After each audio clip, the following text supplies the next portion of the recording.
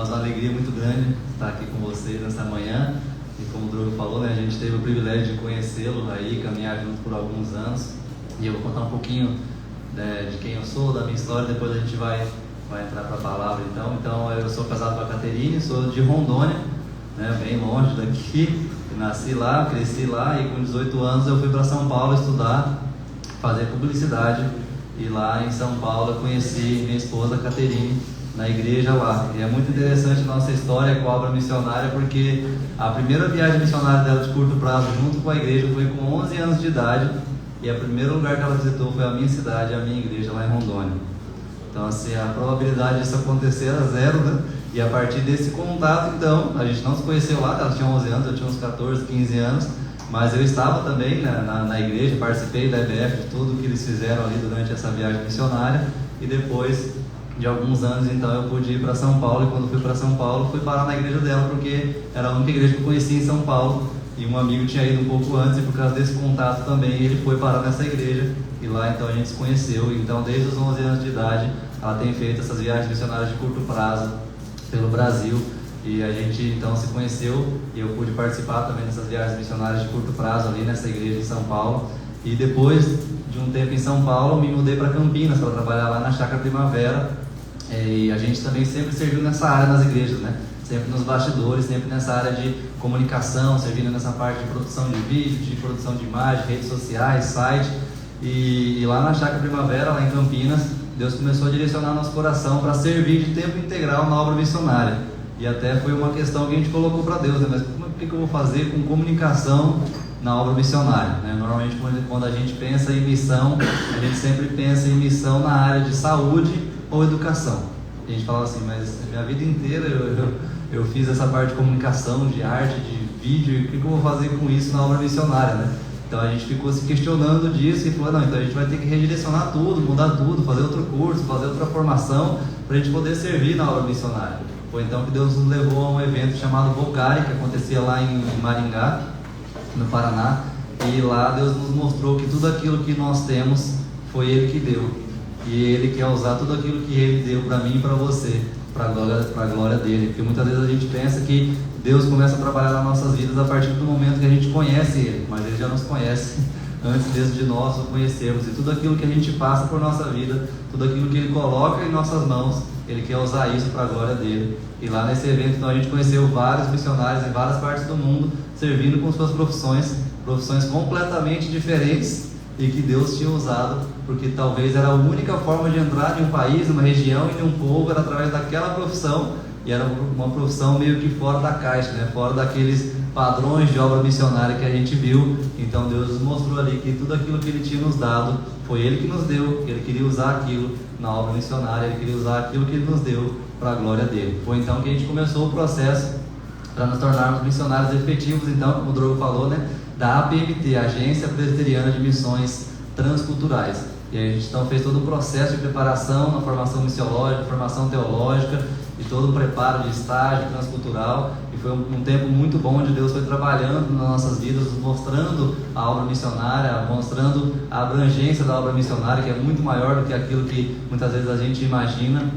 E a gente então tem servido desde 2020 de tempo integral na obra missionária na área de comunicação. O nosso projeto então se chama Farol 942, e a ideia do nosso projeto é conectar mais pessoas com a obra missionária. E a ideia então do farol, a gente usou o farol como a luz, né, a ideia da comunicação, né, de luz, câmera e ação. Então a luz do farol, a ideia é a comunicação e o meio que conecta os dois mundos, né? O mar como o campo missionário, onde os missionários estão, e a terra firme como a igreja local, onde cada um de nós estamos. E a ideia do farol então da comunicação é esse giro 360, um lembrete para os missionários que estão no campo de que existe uma igreja, existe uma equipe que está junto com ele não está sozinho no campo, mas também um lembrete para a igreja que existe um missionário que está lá, que ele não pode ser esquecido, não pode ser abandonado pela igreja. Nós estamos juntos na mesma missão, fazendo parte, uns no campo missionário e outros na retaguarda, segurando as cordas, como é a expressão usada, né, para aqueles que ficam na retaguarda na obra missionária. Então nós temos servido,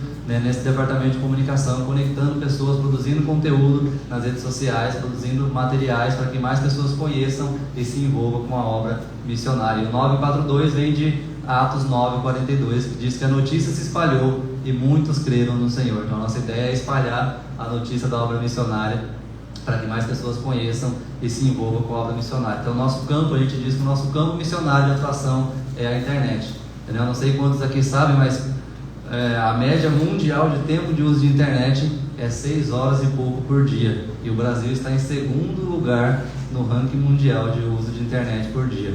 Quantas horas por dia você acha que é a média do Brasil? Em segundo lugar no ranking mundial, 10 horas?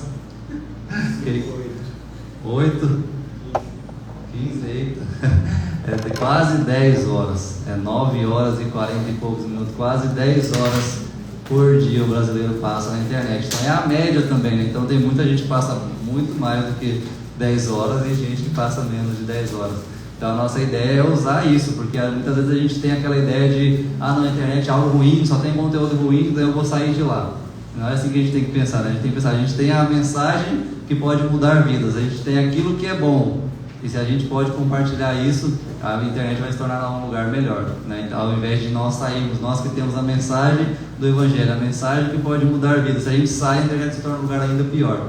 Então a gente quer usar isso, quer usar a internet, porque as pessoas já estão usando a internet, não é que as pessoas vão usar ou talvez usem a internet, mas as pessoas já estão na internet. Então a nossa ideia é produzir conteúdo sobre a obra missionária para que mais pessoas conheçam e se envolvam com a obra missionária. Isso nós temos feito desde 2020. Também nós temos visitado os campos missionários para conhecer os projetos, produzir vídeos e materiais ali sobre aquele desafio, aquele campo, e assim levar para as igrejas, para que as igrejas conheçam e também a internet possa ser compartilhada. Nós temos conteúdo de podcast, nós temos a revista, né, que nós trouxemos aqui, que é uma revista trimestral que fala sobre a obra missionária, sobre o país, sobre um povo, em todas as edições. E nós temos então muitos conteúdos. Depois, quem quiser conhecer um pouquinho mais, só seguir a gente lá no Instagram, @farol942. Lá você vai ter um pouquinho daquilo que nós temos feito, e também o Instagram da APMT, né, que é a nossa agência missionária, apmt@epb. Então você só seguir lá e você vai conhecer um pouquinho desses conteúdos que nós temos produzido e temos feito para que mais pessoas possam conhecer esse trabalho e possam fazer parte, né? Porque muitas vezes a gente não se envolve com o trabalho porque a gente não conhece, não sabe do desafio, e quando a gente conhece o desafio, conhece o trabalho, a gente tem como participar dele. Então a gente tem feito isso, dando suporte também, treinamento para os missionários, porque a gente entende que a comunicação hoje ela é fundamental para todos os trabalhos, né? Seja no Brasil ou fora do Brasil, esse trabalho é fundamental, porque se a gente não se comunicar, praticamente a gente não existe, né? Se a gente não tem esse conteúdo hoje na internet, a gente não existe. Então a gente treina também os missionários quando a gente visita os campos, dá esse treinamento para eles terem ferramentas para comunicar com a igreja aquilo que eles têm feito no campo missionário, e assim eles trabalharem junto com a igreja.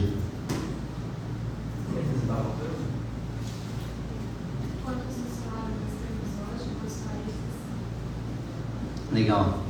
Hoje a PMT tem quase 300 missionários, são 293 missionários em 40 países, inclusive dentro do Brasil, porque quando a gente fala de missão transcultural, muitas vezes a gente só pensa fora do Brasil, né? Mas a PMT também atua dentro do Brasil com povos ciganos, quilombolas, indígenas, os próprios refugiados e imigrantes que vêm para o Brasil. Então a ideia da PMT é trabalhar com povos transculturais, seja dentro ou fora do Brasil. Então hoje são quase 300 missionários em 40 países servindo ao Senhor de tempo integral. E por que, né? Eu vou falar um pouquinho dessa parte da questão de oferta, como funciona hoje dentro da agência, né? Porque os missionários hoje, eles não têm o sustento integral da agência nem da denominação. Eles têm um apoio financeiro de uma parte mínima para que aquele projeto possa acontecer, mas o restante do sustento de cada um dos missionários, independente do campo onde eles estão atuando, hoje é necessário que esses missionários visitem igrejas para levantar parcerias com pessoas e igrejas, para que assim esse trabalho, esse projeto possa ser efetivado, né, em algum país ou entre algum povo. Então por isso que a gente tem feito também essa divulgação nas igrejas, né? Visitado algumas igrejas para compartilhar sobre o nosso projeto, para que mais pessoas possam ter a oportunidade de participar e assim fazer parte da missão de Deus, daquilo que Deus tem feito ao redor do mundo. Mais uma coisa? Então vamos entrar, né? Eu vou falar um pouquinho então sobre essa continuidade da missão pós-Páscoa, né? Aquilo que aconteceu pós-Páscoa, pós-ressurreição de Jesus. E o texto que eu vou ler é Lucas 24, 45 a 49. Se você quiser abrir, Lucas 24, 45 a 49.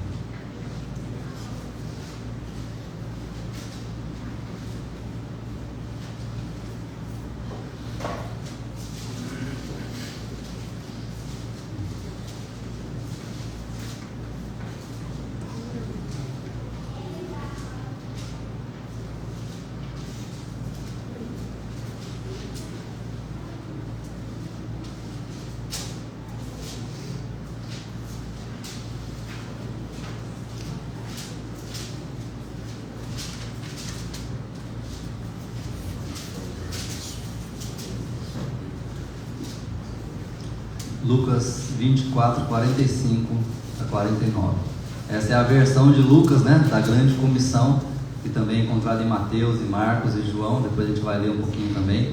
Mas diz assim o texto: então lhes abriu o entendimento para compreenderem as Escrituras, e disse-lhes: assim está escrito que o Cristo tinha de sofrer, ressuscitar dentre os mortos no terceiro dia, e que em seu nome se pregasse arrependimento para a remissão de pecados a todas as nações, começando em Jerusalém. Vocês são testemunhas dessas coisas. Eis que envio sobre vocês a promessa de meu Pai. Permaneçam, pois, na cidade, até que vocês sejam revestidos do poder que vem do alto. Vamos orar? Pai, nós estamos diante da Tua palavra e pedimos que o Senhor fale, Senhor, aos nossos corações, que possamos compreender a Tua palavra. Que o Senhor abra o nosso entendimento, assim como o Senhor fez com seus discípulos, para que eles compreendessem a Tua palavra e assim pudessem vivê-la no seu dia a dia. Ajuda-nos, Senhor, a ouvir, entender e colocar em prática tudo aquilo que o Senhor tem a nos ensinar hoje. Em nome de Jesus que nós oramos e te agradecemos. Amém. Amém. E então, como eu falei, né, essa é uma parte da grande comissão, né, que é chamada a grande comissão. Depois que Jesus ressuscita, aparece com seus discípulos e dá-lhe então o último mandamento, digamos assim, né, que é chamado de a grande comissão. E em Mateus nós temos um pouquinho mais de detalhes. Jesus diz assim: toda autoridade me foi dada no céu e na terra, portanto vão e façam discípulos de todas as nações, batizando-os em nome do Pai, do Filho e do Espírito Santo, ensinando-os a guardar todas as coisas que tenho ordenado a vocês. E eis que estou com vocês todos os dias, até o fim dos tempos. Marcos 16, 15 diz: e disse-lhes: vão por todo o mundo e preguem o Evangelho a toda criatura. E João 20, 21, 22, Jesus disse-lhe outra vez, que é aquele contexto que o Drogo falou, que eles estavam fechados ali num quarto, com medo, e Jesus diz: que a paz esteja com vocês. Assim como o Pai me enviou, eu também envio vocês. E havendo dito isso, sobrou sobre eles e disse-lhes: recebam o Espírito Santo. Então Jesus, depois da sua morte, sua ressurreição, Jesus aparece aos seus discípulos e dá a eles esse último mandamento, essa última palavra crucial para que o Evangelho pudesse se espalhar por todas as terras, todas as línguas, tribos, povos e nações. E é muito interessante, porque se você for ler esse contexto, você vai ver que, como o Drogo falou, né, eles estavam completamente assustados com tudo aquilo que estava acontecendo. Eles estavam com medo dos judeus, com medo daquilo que aconteceria, porque se eles mataram Jesus, que era o líder, eles eram os próximos. Então eles estavam com medo, eles estavam trancados.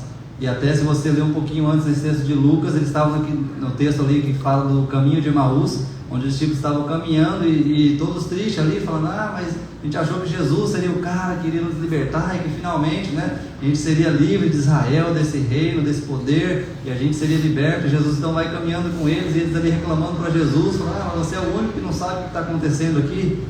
E é interessante porque o que Jesus fala com eles? Jesus poderia ter dado uma bronca deles, né? Vocês não entenderam nada, né? Mas não, Jesus começa a fazer o quê? Falar para eles das Escrituras. Jesus começa a expor tudo aquilo que a Escritura falava sobre ele, sobre quem ele era, sobre aquilo que ele iria fazer e tudo aquilo que deveria acontecer. E muitas vezes a gente fica nervoso e bravo com os discípulos, né? Porque eles esqueciam muito fácil, mas muitas vezes é assim com a gente também. A gente se esquece muito fácil do mandamento de Jesus para cada um de nós, aquilo que nós devemos fazer, qual é a nossa missão neste mundo. Por isso que nós temos a igreja, porque a igreja nos edifica, a igreja nos lembra que nós temos uma missão. E muitas vezes nós olhamos para a igreja como um lugar de refúgio, né? Esse lugar onde a gente vem, se tranca e fica aqui porque a gente está com medo do mundo, porque o mundo é um lugar muito mau. Mas na verdade é ao contrário, a igreja é o lugar onde a gente é treinado para ir para fora. A igreja é o lugar onde a gente é lembrado da nossa missão, para a gente sair lá fora e ser sal que salva e luz que brilha na vida daquelas pessoas que Ele colocou ao nosso redor. Mas muitas vezes a gente está com medo, né? Como os discípulos, a gente está aqui trancado, falando: não, aqui está bom, aqui é um lugar muito legal, mas Deus não nos chamou somente para estarmos aqui. Aqui é só um lugar de treinamento para que a gente seja enviado para ser luz e sal lá fora. Mas é muito interessante porque muitas vezes a grande comissão de Jesus é vista como uma grande sugestão. A gente entende: não, isso daí é para algumas pessoas, né? Isso é para o pastor, para o missionário, isso aí é uma grande sugestão, mas a grande comissão não é uma grande sugestão. Na grande comissão que Cristo deu aos seus discípulos, encontramos não apenas uma sugestão, mas um mandato divino que continua relevante através dos séculos e permanece como um chamado urgente para nós, hoje como igreja. Então não é uma grande sugestão, é uma grande comissão. Jesus deu sua última ordem, seu último mandato, e nós como discípulos, como servos deles, nós temos apenas que obedecer aquilo que Ele nos mandou. E é importante também nos lembrarmos que a missão de Deus não se inicia com a grande comissão. A ideia de ir até os confins da terra, pregar a todas as nações, não começa no Novo Testamento. Este sempre foi o plano de Deus. Desde a queda, Deus indo em direção ao seu povo para resgatá-los do pecado.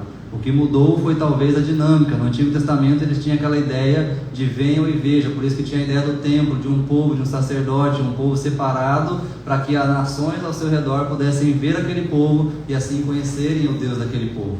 Mas agora no Novo Testamento Jesus diz, agora não é mais o templo, não é mais o local, não é mais um espaço, mas agora o templo são vocês. Agora eu vou derramar meu Espírito sobre vocês e vocês vão sair e anunciar. Não é mais então venham e vejam, mas vão e falem sobre quem eu sou e aquilo que eu fiz. Por isso que o primeiro ponto que eu gostaria de compartilhar é reconhecer quem Cristo é. Dentro desse texto diz que os discípulos estavam ali conversando e não sabiam mais quem Cristo era, porque eles falaram, a gente achou que era Ele seria o tal que falaram, né, que os profetas falaram, aquele que nos libertariam, e eles não conseguiram compreender de fato quem Cristo era. E essa é a primeira coisa que a gente precisa aprender para cumprir a nossa missão, é reconhecer quem Cristo é.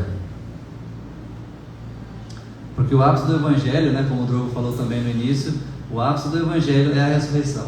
Porque de fato, se Cristo não tivesse ressuscitado no terceiro dia, Ele teria sido no máximo um bom profeta, talvez no máximo um bom mestre, alguém que deu algumas boas ideias, alguém que falou umas coisas legais que a gente pode seguir, a gente pode aprender para deixar a nossa vida um pouco melhor, mas Ele ressuscitou. E porque Ele ressuscitou, tudo aquilo que Ele falou e fez, de fato, é verdade. Então Ele de fato era o Filho de Deus, Ele de fato era o próprio Deus encarnado, aquele que veio para pagar toda a dívida do pecado, Ele que veio para mudar toda a nossa história. Então isso faz muita diferença, porque se Ele ressuscitou, aquilo que Ele falou é uma ordem, aquilo que Ele falou é verdade. Nós precisamos nos atentar àquilo que Ele falou e nós precisamos obedecer aquilo que Ele falou, porque Ele de fato era o Deus encarnado, Ele de fato é Deus, Ele de fato está vivo e Ele de fato disse que voltaria. Então nós precisamos viver nesse meio tempo, antes de sua vinda, a missão que Ele nos deu.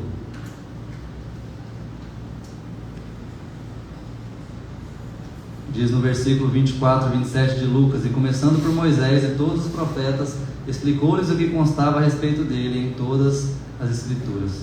E quando os discípulos reconhecem quem Ele é, isso muda tudo. Os discípulos que estavam escondidos e com medo, em seus encontros eram feitos em casas trancadas, como vemos em João 20, 19, ao cair da tarde daquele dia, o primeiro dia da semana, estando trancados as portas da casa onde estavam os discípulos, com medo dos judeus, Jesus veio e se pôs no meio deles e disse, que a paz esteja com vocês. Então eles, como eu falei, eles estavam nesse contexto de medo total, e depois desse encontro com Jesus, muda tudo. E eles se tornam aqueles discípulos que a gente conhece, que são mortos por causa da sua fé, que estão dispostos a entregar a sua própria vida, porque Cristo de fato havia ressuscitado. E eles entenderam quem Cristo era de fato, que Ele era aquele que os profetas tinham falado, e eles então, entendendo isso, falam, agora sim, vale a pena dar minha própria vida por essa mensagem. Porque foi isso que os discípulos ganharam. Eles não ganharam nada a não ser a própria morte. Todos foram mortos e de maneiras terríveis. Se você for estudar um pouquinho a história, você vai vendo isso. Eles não tinham nada a ganhar naquela cultura, né? Eles só tinham a perder, mas mesmo assim valia a pena. Por quê? Porque eles entenderam que Cristo era de fato quem dizia ser. E esse é o primeiro pilar, o primeiro fundamento sobre o qual devemos construir nossa missão neste mundo: reconhecer quem Cristo é. Porque se você crer num Cristo falso, você vai gerar uma falsa salvação, que vai gerar uma falsa igreja, que gerará falsos discípulos que vão cumprir uma falsa missão. Se você acredita num Jesus que não é o Jesus bíblico, que não é o Jesus verdadeiro, você vai fingir uma falsa salvação e você vai plantar uma falsa igreja. E aí acontece algo muito ruim, porque uma igreja que não sabe quem é e para onde vai e para o que existe, tende a confundir o culto de adoração a Deus com a proposta de entretenimento. A igreja deixa de ser um local de adoração a Deus e de treinamento e envio dos cristãos ao mundo e passa a se tornar mais um clube, onde as pessoas vão para serem entretidas e terem seu ego massageado, onde o centro sou eu e não o Deus Criador. O louvor não vai exaltar o nome de Cristo, mas vai nos fazer chorar e nos sentir bem. A pregação vai massagear o meu ego para eu me sentir mais leve e passar mais uma semana, ao invés de me confrontar a ser mais parecido com Cristo e a buscar uma vida de santidade e abandonar todo o pecado e injustiça. E como cristãos, ao invés de discípulos, nós nos tornamos consumidores. E sem perceber, começamos a procurar a igreja que tem mais coisas a oferecer e que mais nos agrada, ao invés de estarmos numa igreja que prega de forma íntegra a palavra de Deus e nos desafia a vivê-la. A gente tem vivido isso nos nossos dias, né? Nesse mundo hiperconectado, a gente vive nessa ideia de consumismo e a gente tem trago isso para dentro da igreja e temos tornado o evangelho um produto. E aí a gente transforma esse produto e amolda de acordo com aquilo que eu acho mais legal. E aí se é essa igreja que não me agrada, fala, não, tem outra igreja, eu vou para lá. E aí a gente se torna consumidor e não discípulo. E aí o culto se torna um show, o evangelho se torna um produto e os discípulos se tornam consumidores. Tudo isso por quê? Porque reconheceram o Cristo errado. Porque se você reconhecer o Cristo verdadeiro, você vai se tornar um verdadeiro discípulo. E aí você vai plantar uma verdadeira igreja, vai pregar o verdadeiro evangelho. E assim você vai cumprir a verdadeira missão. Porque o discipulado, ele não tem a ver só com o programa. Muitas vezes a gente é muito imediatista, né? A gente quer vir no domingo, ouvir uma palavra que vai resolver meu problema daquela semana, para a gente se sentir bem e falar, Deus falou comigo, glória a Deus. E aí acabou. Isso não é evangelho, isso não é discipulado. O discipulado nos confronta. O discipulado, ele vai transformar a forma que eu penso e a forma que eu vivo no meu dia a dia. O discipulado é uma caminhada diária com o próprio Cristo. A gente precisa conhecê-lo, saber quem ele é de fato, para que ele transforme tudo aquilo que nós somos, que nós pensamos e o que nós fazemos. Tem a ver com tomar a sua cruz diariamente e segui-lo. Ser discípulo é muito mais do que ser um aprendiz, um aluno ou alguém que segue os passos de Jesus. Ser discípulo significa ter uma relação com o Mestre de total sujeição, porque ele não é apenas nosso Salvador, mas nosso Senhor. Alguém que vai direcionar toda a sua vida a partir de agora. Então esse deve ser nosso relacionamento com Cristo. Não de consumismo, não de alguém que vai me ajudar em algumas coisas que eu preciso, mas alguém que é meu Salvador, mas também é meu Senhor. Ele vai mudar tudo que eu penso, que eu vivo, que eu faço. Os planos não são mais os meus planos, mas os planos dele. Não é mais aquilo que eu gosto, que eu acho, mas é o que ele diz que eu devo fazer. E aí nós temos uma instrução que é a sua palavra. Então a palavra deve ser essa regra de fé e prática, essa base sobre a qual a gente vai construir a nossa família, a nossa vida. E é muito interessante porque eu ouvi numa missionária uma vez, num podcast, conversando sobre casamento transcultural, né? Ela foi para a China, solteira, e casou lá com um local, e antes de casar, né, naquela conversa ali e tal, e aí a dúvida dela em relação ao marido dela, né, o futuro marido dela, era a questão dos filhos. E aí ela perguntou para ele, né? Mas na nossa casa, dentro da nossa casa, qual vai ser a cultura? Vai ser a cultura chinesa que a gente vai ensinar para os nossos filhos, ou vai ser a cultura brasileira, né? Como que a gente vai ensinar nossos filhos? Eles vão ser brasileiros, vão ser chineses, como que é? O que você pensa sobre isso? E a resposta dele foi fantástica. Ele falou, e aí ela falou, né? Por isso que eu casei com ele. Ele falou, não vai ser nem a brasileira, nem a chinesa. A cultura da nossa casa vai ser a cultura do reino. É o que a palavra diz, não é o que a China diz. É o que a palavra diz, não é o que a internet diz, não é o que o psicólogo diz, não contra o psicólogo, mas a base, a resposta final nossa, se a gente é cristão, se a gente é discípulo, tem que ser a palavra. Não é a cultura que vai dizer o que eu faço com meu filho, o que eu faço com a minha esposa, o que eu faço com as minhas finanças, o que eu faço no meu emprego. A palavra tem que ser a base. Essa deve ser a nossa cultura. A nossa cultura deve ser a cultura do reino, porque agora nós somos discípulos e não consumidores. Então a igreja deve encarar a urgência do chamado missionário como parte integrante de sua identidade e propósito, para que não aconteça aquilo que eu falei, né? Transformar o culto num show, a pregação em uma palestra motivacional. Mas a obra missionária não é uma opção para a igreja, é uma resposta inevitável ao chamado de Cristo. E o fundamento sobre o qual nós construímos essa base para a missão é Mateus 28, 18, que Jesus diz: toda a autoridade me foi dada no céu e na terra. E aí ele diz, portanto, vão e façam discípulos. Então a autoridade sobre a qual nós fazemos a missão é a autoridade de Cristo. Não é a autoridade de um governo, não é a autoridade de um órgão, de uma instituição, mas é a autoridade do próprio Cristo. Por isso que os missionários continuam indo pregando o evangelho mesmo em países onde é proibido pregar o evangelho. Porque a autoridade final não é aquele país, não é aquele governador, não é aquele presidente, mas a autoridade final é Cristo. E por isso que os missionários, mesmo correndo risco de vida, assim como foi com os discípulos, eles vão e continuam fazendo discípulos, porque essa é a ordem de Cristo.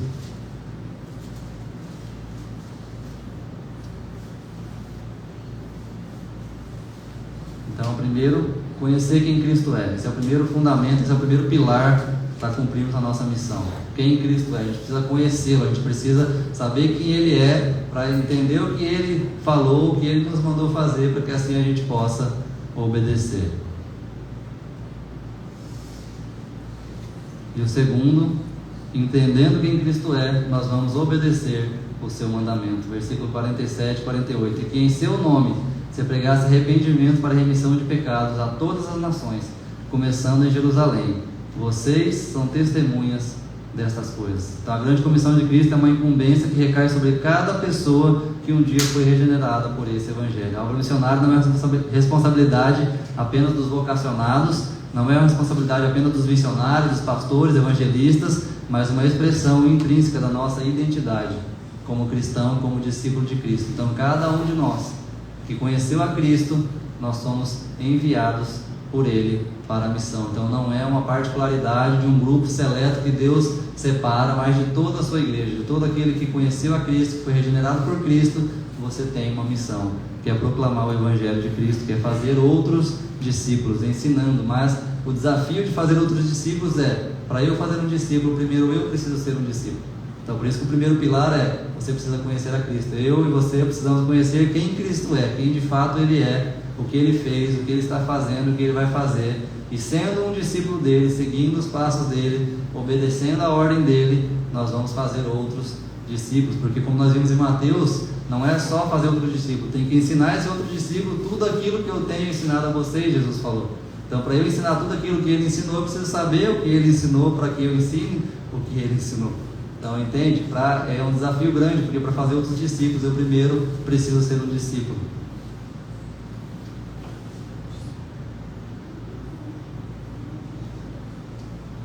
E esse mandato dado aos discípulos é válido ainda hoje, para cada um de nós que somos discípulos de Cristo. E a história ainda não acabou. Ela será completada por cada um de nós que estamos dispostos a obedecer esse mandamento da grande comissão. Somos responsáveis por proclamar aquilo que nós agora compreendemos.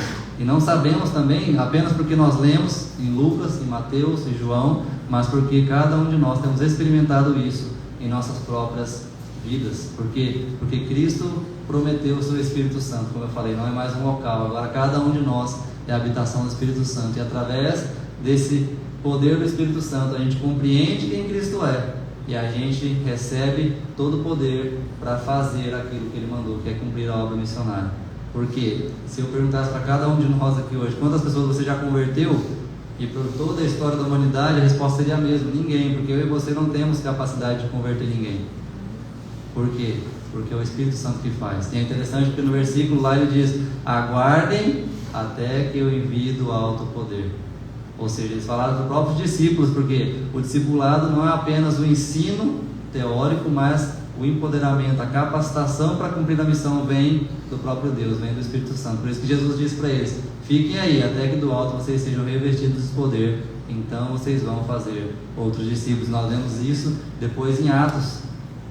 Lucas reforça isso em Atos 1:8, né? Vocês serão minhas testemunhas, vocês vão receber poder, e vocês serão minhas testemunhas de Jerusalém, Samaria, Judéia, até os confins da terra. E ali então eles no Pentecoste recebem o poder, e muitas vezes a gente tem até confundido, né, essa ideia do Pentecoste, de ser cheio do Espírito Santo, como um sinal de espiritualidade, quando na verdade o Pentecoste é um sinal de transculturalidade, é um sinal de missão.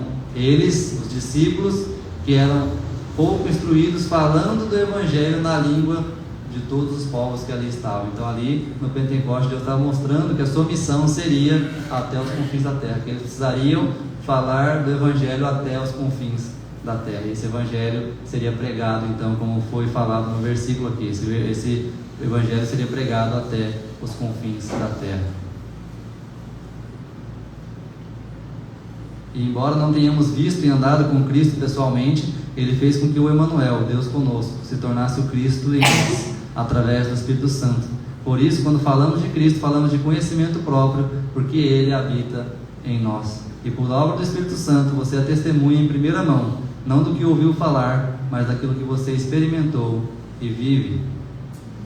O problema é que muitas vezes a gente se envolve com tanta coisa, né? Até coisas boas, até mesmo com a igreja, muitas atividades, muitas coisas, que a gente não tem tempo mais para ler a palavra, que a gente não tem tempo mais para ser transformados por Cristo.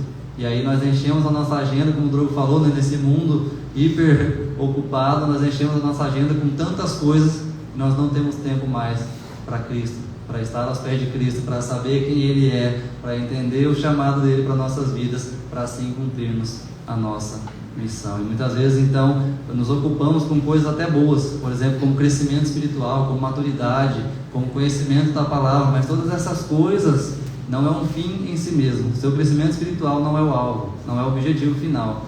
Em Efésios nós aprendemos que os dons que Deus deu a cada um de nós é para a edificação do corpo de Cristo e a igreja. E a igreja também é edificada com um propósito, ela não é um fim em si mesma. Tudo que nós fazemos é por causa dos que ainda não creem, para que o Evangelho e a salvação chegue até eles para a glória de Deus. Por isso que Deus levanta igreja, por isso que Deus levanta o seu povo em várias regiões do mundo, aqui no Campeche e até os confins da terra, não com uma finalidade, não é para que a gente se reúna aqui e que gostoso, que legal, a gente está aqui adorando a Deus, não, mas é para que aqui tenha uma comunidade de discípulos, e esses discípulos vão fazer outros discípulos aqui onde eles estão.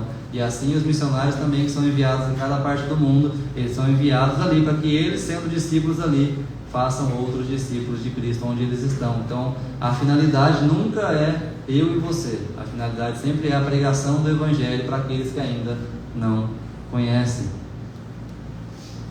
Nós devemos buscar sim maturidade, crescimento espiritual, conhecimento das Escrituras, servir na igreja local, mas nada disso como um fim em si mesmo, apenas para benefício próprio, mas como meios que nos levarão a viver uma vida que sustente a mensagem que pregamos, de tal forma que tornará a mensagem do Evangelho crível. Ou seja, tudo isso a gente tem que buscar, a gente deve buscar, mas não com uma finalidade para eu ser mais espiritual, para eu ser maior ou melhor, ou eu conhecer mais a Escritura do que o outro, mas para que o Evangelho seja pregado com mais fidelidade e para que mais pessoas conheçam quem Cristo é. Porque se fazemos todas essas coisas, mas nunca proclamamos o Evangelho, nós esquecemos do propósito pelo qual todas essas coisas existem. Ou seja, todas essas coisas existem para que a gente possa se equipar ainda mais, como eu falei, né? A igreja como esse local de treinamento, de equipar, de nos preparar para que a gente viva o Evangelho lá fora. Por isso que existe igreja, por isso que temos a Bíblia, para a gente aprender sobre como ser um cristão verdadeiro e assim a gente possa viver lá fora. Porque foi isso que Cristo fez, né? Os discípulos estavam ali fechados, com medo, e Jesus falou: não é aqui o lugar de vocês, o lugar de vocês é lá fora. Mas ele disse: antes de ir, vocês vão ser revestidos de poder, e assim vocês vão ser minhas testemunhas até os confins da terra. Então Deus chama o seu povo para sermos agentes por meio dos quais Ele alcançará os perdidos ao redor do mundo. Porque Jesus resumiu essa missão dele, né? Em Lucas 19:10 ele diz que a sua missão, o Filho do Homem veio buscar e salvar o perdido. Essa era a missão de Jesus, e depois ele diz em João: assim como o Pai me enviou, eu envio a vocês. Como eu falei, agora a nossa missão não é mais planta uma igreja, faz um evento e espera que os perdidos venham. Não, agora a nossa missão é: vocês que conhecem a Cristo, vocês vão até eles, vocês vão até os perdidos, assim como Cristo veio salvar e buscar o perdido, agora Ele nos comissiona. Por isso que é grande comissão, porque nós somos comissionados para dar continuidade à missão que Cristo iniciou. E a gente pode ficar tranquilo, porque se dependesse de nós, se dependesse dos discípulos, a missão teria acabado com os 12, porque eram homens simples, não muito instruídos, sem muita tecnologia, sem muitos recursos, e ainda assim o Evangelho chegou até o Brasil hoje. Por quê? Porque o poder que nos capacita a realizar a missão não é nosso, é de Deus, é o próprio Espírito Santo que habita em nós, é Ele que vai nos capacitar a pregar o Evangelho de forma fiel, e pregando o Evangelho verdadeiro, verdadeiras conversões vão acontecer e novos discípulos vão se juntar à família. E Cristo ilustra essa sua missão em 3 parábolas muito conhecidas, né? A parábola da ovelha perdida, a parábola da dracma perdida e do filho perdido. E as 3 têm algo em comum: eles são encontrados, e quando eles são encontrados, há uma grande festa. há uma grande celebração por aquele que estava perdido e que foi encontrado. Ele ilustra isso como nossa missão. A gente agora que vai atrás do perdido. A gente não vai viver de eventos, como o Drogo falou, né? Vamos fazer um evento aqui e espera que os outros venham. Não é mais assim.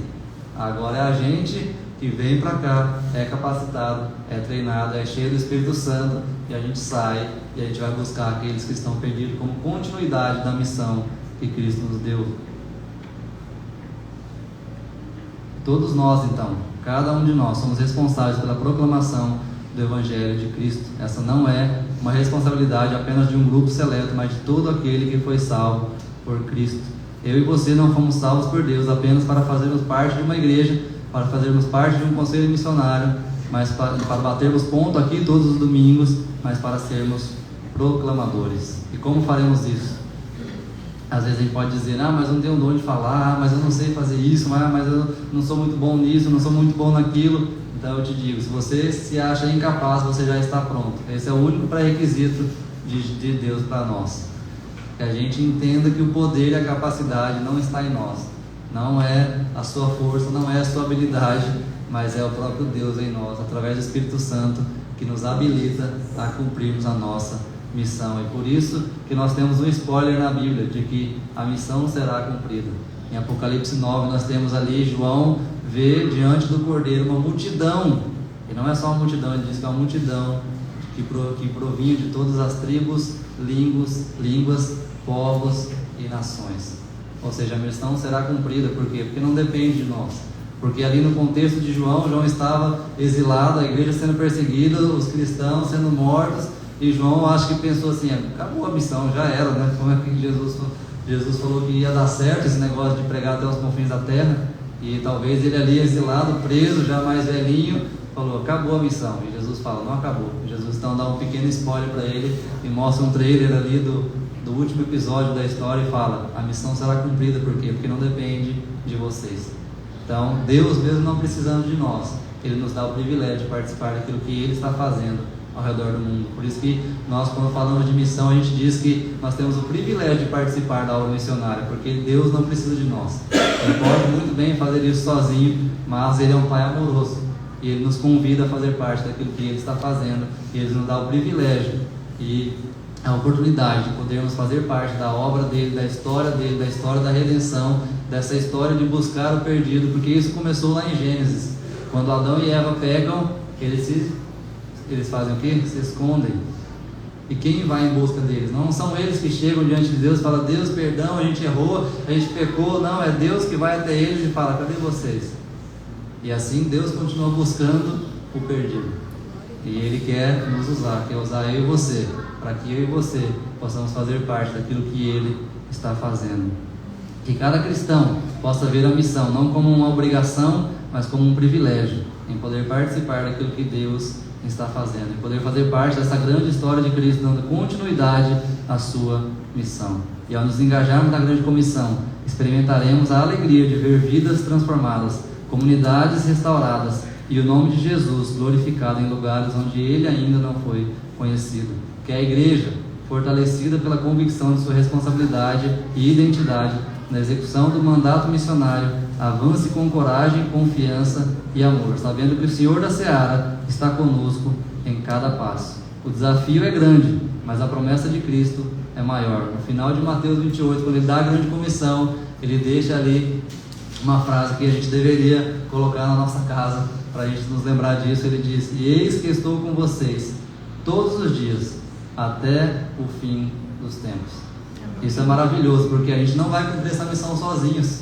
Ele está junto conosco, mesmo nos dias mais difíceis, mesmo nos dias bons, mesmo nos dias que parece que está dando tudo errado, como o João ali, exilado, preso, tudo caindo. Você fala assim, acabou, está tudo acabado, mas a gente precisa lembrar disso. Eu estou com vocês todos os dias, até o fim dos tempos. E é sobre isso que nós precisamos lembrar, conhecer quem Cristo é, nos preparar da melhor forma possível para que o Evangelho seja pregado, para que mais pessoas conheçam e possam adorar o nome de Cristo, que a gente esteja disposto como discípulos a obedecer esse mandato, a sermos esses agentes que Deus vai usar onde Ele nos colocou, Porque muitas vezes a gente tem aquela ideia, né? Ah, mas eu não tenho um chamado, nunca fui chamado para ir para algum lugar, para fazer alguma coisa. Então hoje você já teve o seu chamado, você não tem mais desculpa.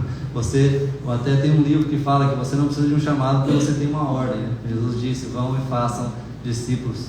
E eu vou terminar com uma história de Sophia Miller, uma missionária norte-americana. Não sei quantos aqui conhecem, já ouviram falar dela, mas é uma história muito interessante, porque ela serviu aqui no Brasil entre os indígenas do Amazonas, e ela fez um trabalho incrível de tradução da Bíblia. Ela era muito bem sucedida, norte-americana, e ela largou tudo lá e veio aqui trabalhar com os ribeirinhos ali, indígenas, no meio do mato, no meio do nada, traduzindo a Bíblia. Ela traduzia a Bíblia na canoa, enquanto ela estava indo de um lugar para o outro, ela ia traduzindo a Bíblia, e assim deixou ali. Até hoje aquele povo ali usa aquela tradução da Bíblia, e já no final da sua vida, já um pouco doente, já de volta ao seu país, um repórter perguntou para ela, né? Como foi o seu chamado, né? Porque é a pergunta de todo missionário, né? Como foi o seu chamado, né? Você viu uma luz, como é que foi isso? E a resposta dela foi bem simples, dizendo: eu nunca tive um chamado, eu li uma ordem e obedeci. Porque muitas vezes a gente fica nessa, né? Dando desculpa, dizendo: não, Deus nunca me chamou, isso aí é só um negócio para uma pessoa específica. Mas, como eu falei, se você é um discípulo de Cristo, você já tem um chamado, você já tem uma missão, que é fazer o nome dele conhecido, que é fazer outros discípulos, que é pregar o Evangelho. Então, que a gente possa abraçar isso, não como um peso, não como algo, mas isso é muito chato, né? Eu não tenho dom para isso, mas abraçar isso como um privilégio, como uma oportunidade que Deus nos dá de participar daquilo que Ele mesmo está fazendo ao redor do mundo, e Ele nos chama para fazer parte daquilo que Ele está fazendo. Possamos abraçar isso com alegria, entendendo esse grande privilégio. Vamos orar? Depois que eu orar, a Caixa, a gente trouxe um marca-página, o Drogo falou disso. A gente tem um marca-página ali, a gente tem nosso contato, a gente tem nosso telefone ali, nosso e-mail. O nosso telefone ali é o código Pix. Se você quiser fazer alguma oferta, se você quiser entrar em contato, quer saber mais sobre o nosso trabalho, sobre a obra missionária transcultural, tem alguma dúvida, pode entrar em contato com a gente, que a gente vai estar à disposição aí para compartilhar um pouquinho mais, para tirar dúvidas e para servir naquilo que for possível. Vamos orar? Pai, nós te agradecemos pelo privilégio que nós temos de participar da tua obra, de participar, ó Deus, da tua missão, porque a missão é do Senhor, não é nossa, não é da igreja, mas a missão é do Senhor. O Senhor nos chama, o Senhor nos comissiona a fazermos parte daquilo que o Senhor está fazendo ao redor do mundo. Que grande privilégio nós temos, Pai, porque o Senhor não precisa de nós, mas o Senhor nos dá esse privilégio, essa oportunidade de participarmos daquilo que o Senhor está fazendo. Que possamos entender que a capacidade que nós precisamos não vem da nossa força, não vem da nossa habilidade, mas vem do Teu Espírito Santo em nós. Que possamos, ó Deus, buscar, conhecer cada dia mais quem o Senhor é, aquilo que o Senhor fez em nós e através de nós, e que assim, recebendo o Seu Espírito Santo, possamos ser esses agentes do Senhor neste mundo, sendo testemunhas do Senhor onde o Senhor nos enviar, proclamando o Teu Evangelho, fazendo outros discípulos, na rua onde nós estamos, na família onde nós estamos, no trabalho onde o Senhor nos colocou, que possamos entender que tudo aquilo que nós temos em nossas mãos foi dado pelo Senhor, e que devemos usar tudo isso para a honra e glória do Teu santo nome, para que o Teu nome seja conhecido e adorado entre todos os povos, tribos, línguas e nações.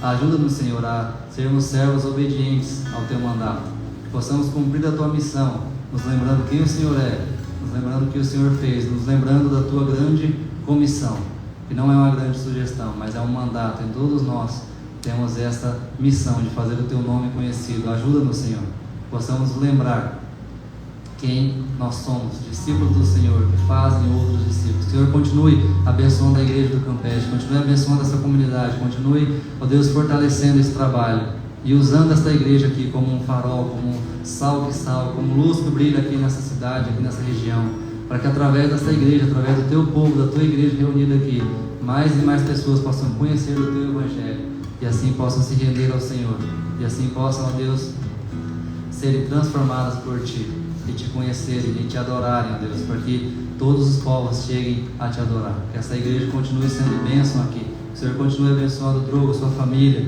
abençoando, ó Deus, esse ministério tão incrível que o Senhor confiou a eles, que eles continuem sendo fiéis ao Senhor em tudo aquilo que o Senhor colocar nas mãos deles. Que o Senhor continue, ó Deus, nos abençoando e nos usando para a honra e glória do Teu santo nome. Em nome de Jesus que nós oramos e te agradecemos.